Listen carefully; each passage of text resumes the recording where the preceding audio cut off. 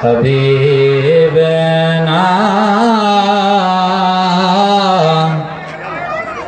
सल्ले अला मुहम्मद।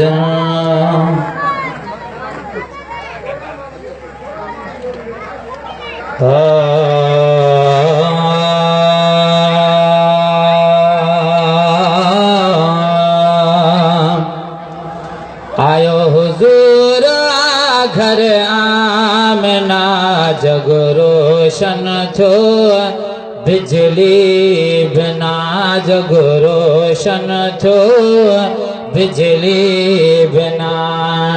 आयो हुजूर घर आमना जग रोशन थो, बिजली बिना जग रोशन थो, बिजली बिना। इबरत में पारे वारा लहब पलिए दे अबू जहल पारा, अबू जहल पारा। राज सीरत थे रुना जग रोशन थो, बिजली बिना जग रोशन थो, बिजली बिना।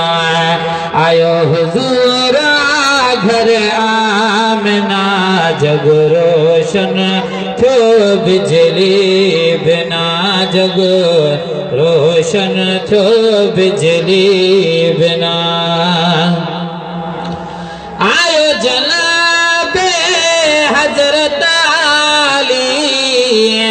मीर मोहम्मद मुल्क जवाली, मुल्क जवाली। आयो जनाबे हजरत आली मीर मोहम्मद मुल्क जवाली, मुल्क जवाली। चयो सिद्दीक भली आए साजना जग रोशन थो, बिजली बिना।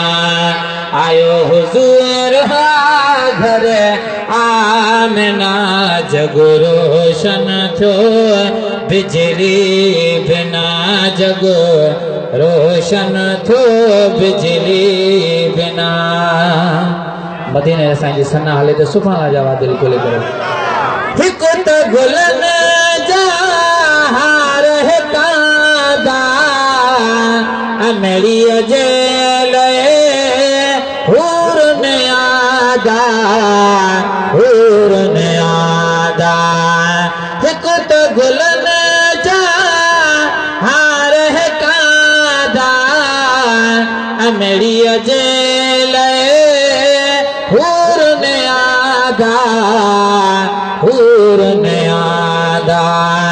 मिलो पुनल सभई मतलब पुना जग रोशन थो, बिजली बिना।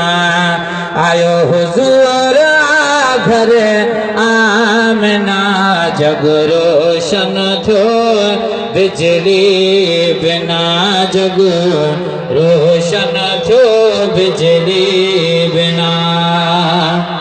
जी जल जो थो मान मथा हो, कद तसंद से हो घरड़ कखाओ, घरड़ कखाओ।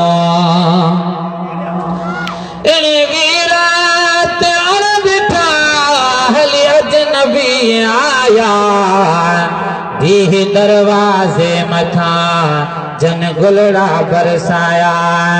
तन में ताग हुजूर जी जन तुर न तरसाया।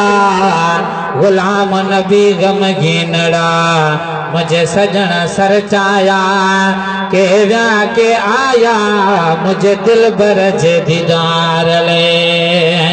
जी दिल जो थो मानो मथा हो, कद तसद से हो घरड़ कखाओ, धरो खाओ अजो डाज खुदा उनखे ॾिना जग रोशन थियो बिजली बिना आयो हुजूर घर आमिना जग रोशन थियो बिजली बिना जग रोशन थियो बिजली बिना मुंहिंजो दिल पर प्यारो मोहम्मद काली कमेलिया वारो मोहम्मद वारो मोहम्मद पया जंहिंजे कुणे को झांकिना जग रोशन थियो बिजली बिना पया जंहिंजे कुणे को झांकिना जग रोशन थियो बिजली बिना आयो हुजूर घर आमिना जग रोशन थियो बिजली बिना हम तो शुक्र चो हरदम हाजी ऐ बन खाथी उम्मताजी उम्मताजी वीरत वदा वदा पया कावड़ जी काफर तमलकन हुरन माढ़न जा था रोज लहन लश्कर कहीं भी असा जड़ो इंसान निठ खाए पिए थो यर धूड़ मथे मुँह में विझी तन मचाया महशर गुलाम नबी गजली व्यथा शान पढ़न शायर चई हिक ॿिए खे हर हर थी विया बूथ सभिनि जा ॿी तरह हमद शुक्र चो हरदम हाजी ऐ बन काथी उम्मत